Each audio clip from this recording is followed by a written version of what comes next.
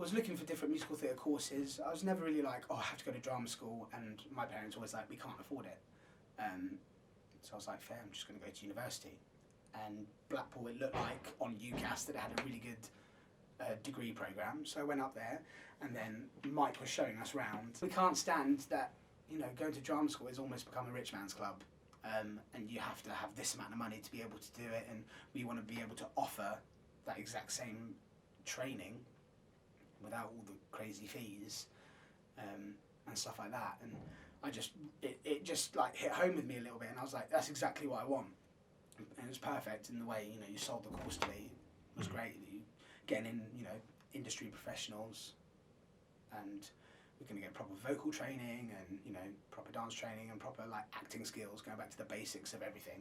It gives you a thick skin. It teaches you how to work hard, and you have the fundamental skills to be able to go out there and do well and show that, you know, people go, oh, Blackpool, where's that? You know, but you know, it's a good program. It's really good, and it works. You know, we have a lot of people from my year, the year above, year below.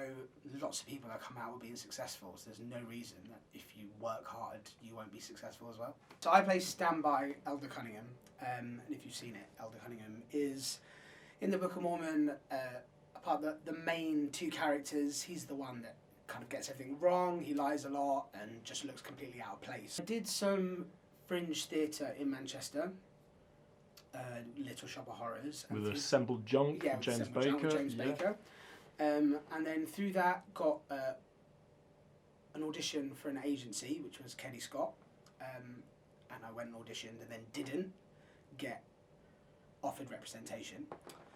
So then I had to like work a bit harder, and I heard from them like a couple of months later saying, we really liked you, we'd just like to see you in one other thing. So then I did the musical Ordinary Days with the company Top Note Arts, and that was also in Manchester, and then they came to see me in that, and after that they offered me representation. Got some fringe things in London. I did Spend at the Union Theatre, The Baker's Wife at the Drayton Arms, and those kind of things, they're great for your CV, but they're hard because they're profit shares. You don't really earn a lot of money, so you're basically buying a credit.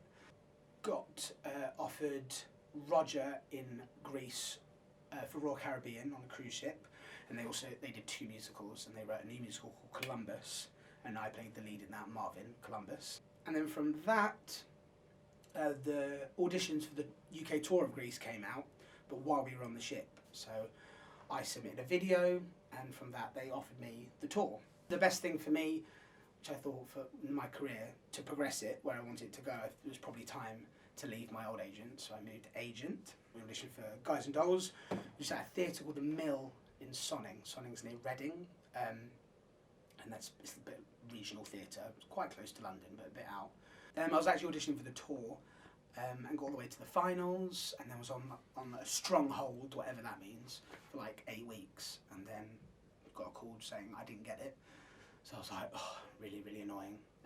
But you know, they said they really liked me, they could see me playing the role, but just didn't think I was ready. And then 2 weeks later, they called me back again and were like, actually, can you come in and sing one more time? And I was doing Guys and Dolls at this point. So I went in, sung again, and then like a couple of days later, they offered me standby in the West End. And I was like, well, that couldn't have worked out any better. Started this late. It clashed by 3 weeks, Guys and Dolls and this. So originally I was like, when they offered me West End, we were like, I can't do it because it clashes. And they were willing to delay me, and they brought in an old standby for 3 weeks to cover for me until I could start. So like 2 months I was doing rehearsals in London during the day, and then Guys and Dolls in Sonning at night, so it was a big commute. Wow. So I was just a bit like, but it obviously worked out, and then they sent me that really, really lovely message. So I did all rehearsals with them, and then I was like, bye, I won't see you now for 3 weeks until I start. Sometimes I've had with jobs where people get like, oh, where did you train? And I was like, what? I trained Blackpool Far College. And they're like, oh. And I was like, but we're in the same job. Mm-hmm. We're in the exact same place. So it obviously hasn't made a difference at all, because if it did, I wouldn't be in the exact same room as you. And then people would be like, oh yeah, you're right. And I haven't really faced that at all here. In past jobs I have, but people here just like, doesn't matter where you come from, you're good enough to be here, so great. It bothered me not going to a London drama school because I know that I was given the right tools. That was it. Like I said, I could have gone to Mountview at the time and not have gotten those same tools, because I know people that have come out of different drama schools and have got jobs because of the drama school they've been to. And it's a bit like, oh, you know, there's 100 people I know that could do that better than you. So sometimes, you know, these fancy London names aren't all they're cracked up to be. No. And it's basically the hard work that you put in, as opposed to, I want the drama school to give me all this. It's not about that. If you're going to put in the hard work, then you'll get the result.